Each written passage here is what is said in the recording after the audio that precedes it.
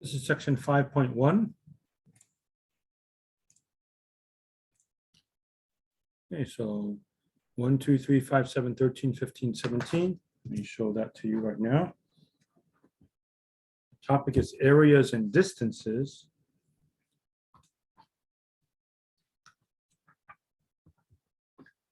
Okay, so page 375.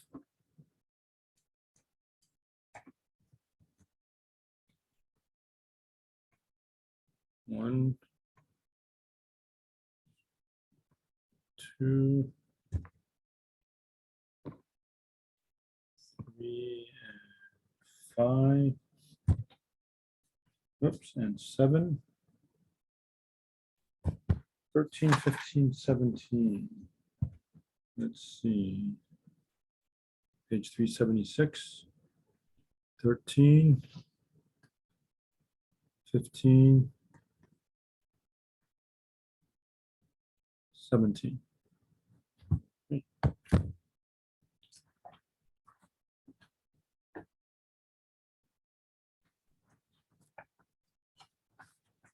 problem 2, I made a copy of the picture over here.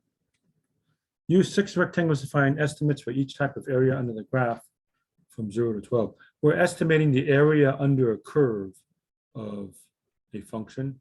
So let's say bounded by the graph going from 0 to 12 or whatever. What we're going to do to approximate is to chop up the area into smaller regions and just come up with rectangles. Okay, why rectangles? We know how to find areas of rectangles. Okay, it'll only be an approximation. Okay, now what's going to happen is we will pick sample points to be either left endpoints, right endpoints, or midpoints. For number 2, we're going from 0 to 12, 6 rectangles. So that means delta x, my change in x is 2. 0 to 2, 2 to 4, 4 to 6, 6 to 8, 8 to 10, 10 to 12. Okay, so each delta x is 2. And then, as you can see, I'm drawing myself some rectangles, and then I'll compute base times height, base times height, base times height, base times height, base times height, base times height. That'll be my approximation for the area under the curve. Okay, so L6 means the sample points are left endpoints. Okay, so between 0 and 2, the left endpoint is 0. So go up until I touch the graph and draw a rectangle. The rectangle is too big. Okay, I'm replacing the true area under the curve by something bigger. Between 2 and 4, the left endpoint is 2. 4 and 6, it's 4. 6 and 8, it's 6. 8 and 10, left endpoint is 8. 10 and 12, left endpoint is 12. So for this last one, I'm using this rectangle as an approximation to the area under the curve. It's clearly going to be an overestimate. In fact, all 6 rectangles are overestimates. I want the true area under the curve. I'm using this rectangle, which is too big, and this one, which is too big, and this one, which is too big, and this one, which is too big, and this one, which is too big, and this one, which is too big. Okay, I'm adding this extra area here that shouldn't be there, likewise there, and there, and there, and there. So I'm going to get an overestimate. Okay, so L6 means I'm using left endpoints. I'm chopping the region up into 6 pieces. Okay, base times height, and so the bases are all 2. So 2 times 9, 2 times 8.8, 2 times 8, 2 times 7.3, 2 times 6, 2 times 4. These are just approximations, but that's 9. That, I guess, was about 8.8. That was definitely 8. That was about 7.3. That is 6, and that's 4. Okay, factor out the 2. Normally, it's easier to take delta x times all the function values. So factor out the 2. So you don't have to keep writing 2 all the time. 2 times, 2 times, 2 times. Why don't you just factor out the 2 and then go 9 plus 8.8 plus 8 plus 7.3 plus 6 plus 4. 86.2 is my estimate for the area under the curve, and that's definitely an overestimate. Okay, now R6 in this case will be an underestimate. R6 means take the right endpoint of each subinterval, smaller interval. So from 0 to 2, take 2. 2 to 4, 4. 4 to 6, 6. 6 to 8, 8. 8 to 10, 10. 10 to 12, 12. That's the right endpoint. So I use the red there, go straight up until I touch the graph. That rectangle is too small. I'm losing this area right here. between 2 and 4, pick 4, I'm losing this area there. So this would definitely be an underestimate. And same thing for all of them. Here's the last one. The true area under the curve from 10 to 12 is traced out like that. I'm only picking the right endpoint for 12. I'm taking this small region right here. So I'll have an underestimate. So R6 is 2 times 8.8, 8, 7.3, 6, 4, and 1. That comes out to be 70.2, and that's an underestimate. Okay, notice a lot of these numbers match. 8.8 matches, 8 matches, 7.3 matches, 6 matches, 4 matches. The only things that don't match are the first number here and the last number here. And that actually makes sense because the right endpoint for one interval is the left endpoint for the other interval, right? So let's take the number 2. That's the right endpoint if I'm going from 0 to 2, but it's the left endpoint going from 2 to 4. That's true for all the in-between numbers. That's not true for 0. 0 is the left endpoint, and there's nothing else that it is. And 12 is a right endpoint, and there's nothing else that is.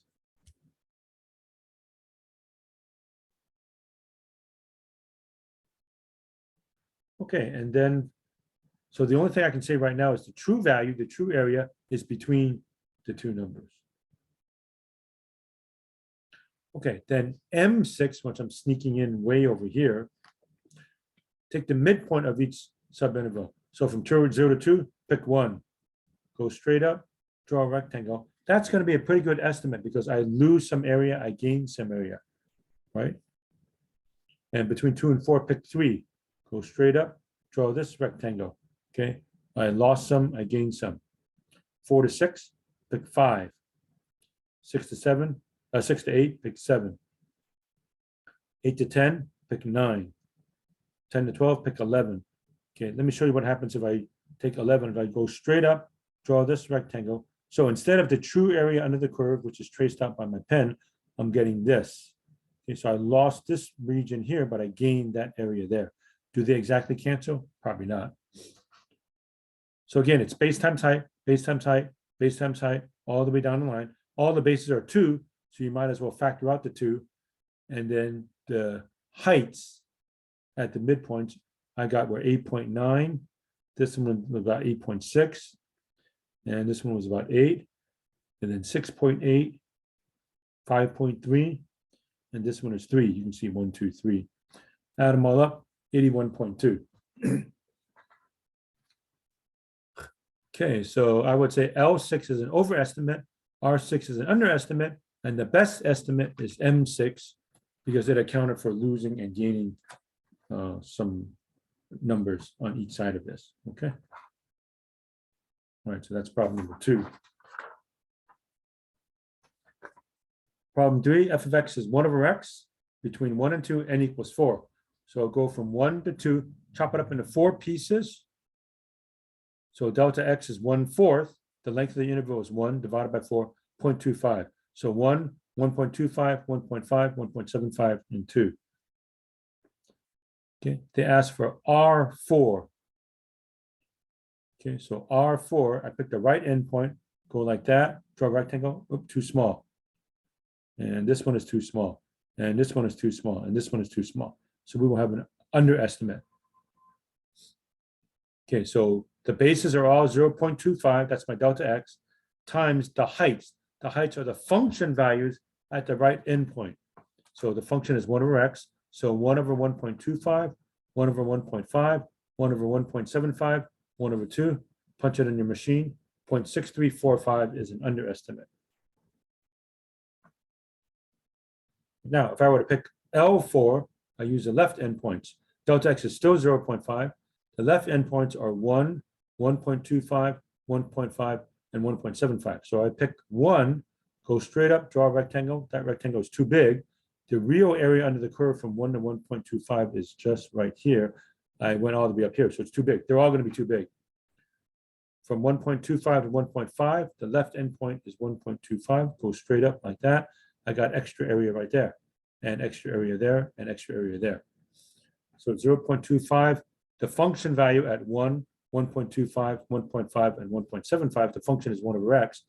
Okay, so punch this all out, 0.7595, and that's definitely an overestimate. Okay.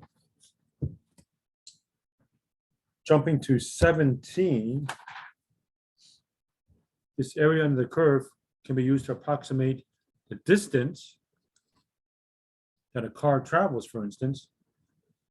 Okay, we have a graph here of velocity versus time. So I actually figure out the area of one of these rectangles.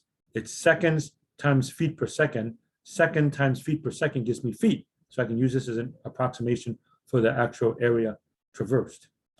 Okay, so estimate the distance traveled by the car. So I broke this up into 6 pieces. And it's hard for me to show you both at the same time.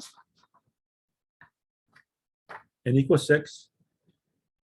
And I picked the midpoints.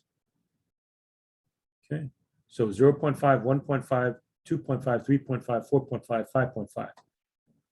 Okay, so base times height, all the bases are the same. So the 1, factor out the 1, I like multiplying by 1. Okay, and here are the function values at the midpoints, 53, 40, 30, 19, 10, and 5. I'll try to show this to you the best I can. Okay, so I estimated this height was about 53. This one was about 40. I'm using the midpoints. This one is about 30. This one was a little bit lower than 20, so I said 19. This one is about 10. And this one I said was about 5. Okay, using the function values at the midpoints, 0.5, 1.5, 2.5, 3.5, 4.5, and 5.5.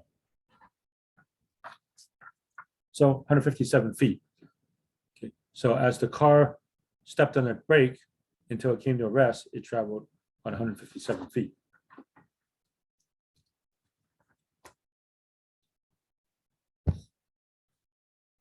Okay, problem number 5. F of x is 1 plus x squared from -1 to 2. Use right endpoints. Okay. So I'll show you the right endpoints with n equals 3, and I'll use the midpoints. Okay, so I'm not doing the whole problem. I'm just deciding to make things easier on me. Sorry, I'm doing L3, the left endpoints, and I'm doing the midpoints. Okay, for n equals 3. So here's the graph. Left endpoints. Delta x is 1. They told me to chop it up into 3 pieces from -1 to 2. That's 3. So from -1 to 0, pick -1. From 0 to 1, pick 0. From 1 to 2, pick 1. This area, this rectangle is too big. This one's too small. This one's too small. So you kind of have a cancellation here. So L3 is delta x1 times the function value at -1, 0, and 1. Plug in -1, I get 2. Plug in 0, I get 1. Plug in 2, I get 2. 1 times 5, L3 is 5. Do the same thing for the midpoints. So here's the picture using midpoints, -1/2, draw a rectangle. So you see, I'm trying to find the area of this rectangle. The true area under the curve is this one. Okay, and I lost this area, but I gained this area. So it would be a pretty good approximation. The next midpoint is 1/2. So I go straight up and draw this rectangle. I gained that, but I lost that. Then the last midpoint is 3/2. Go straight up, draw a rectangle. This is the true area under the curve underneath this.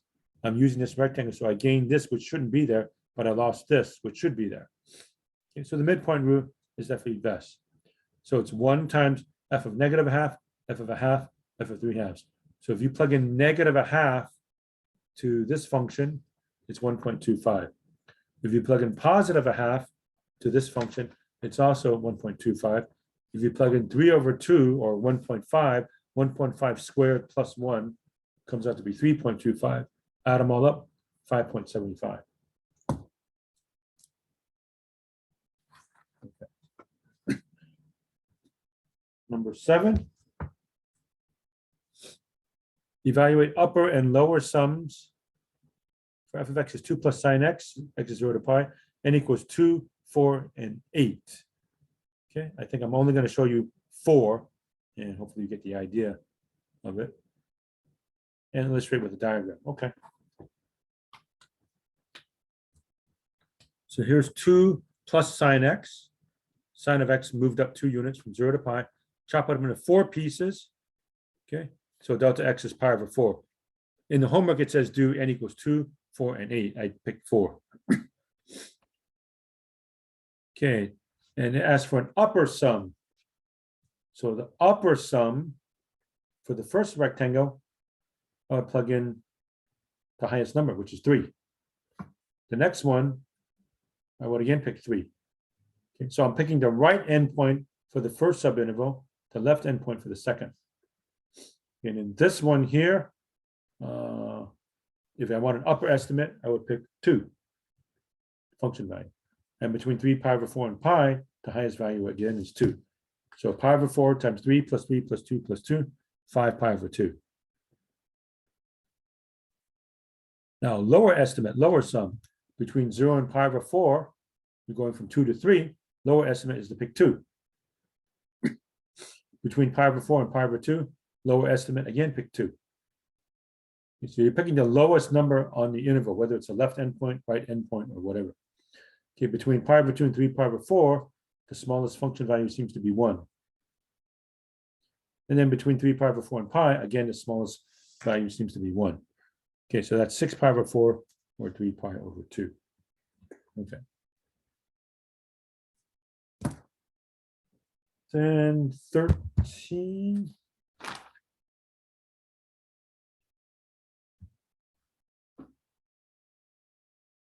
They give me a table.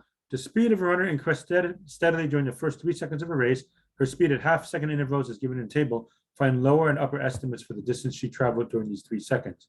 Okay, so from 0 to 0.5, she started at 0, went up to 6.2. So lower estimate would be to pick the 0, and a higher estimate would pick the 6.2.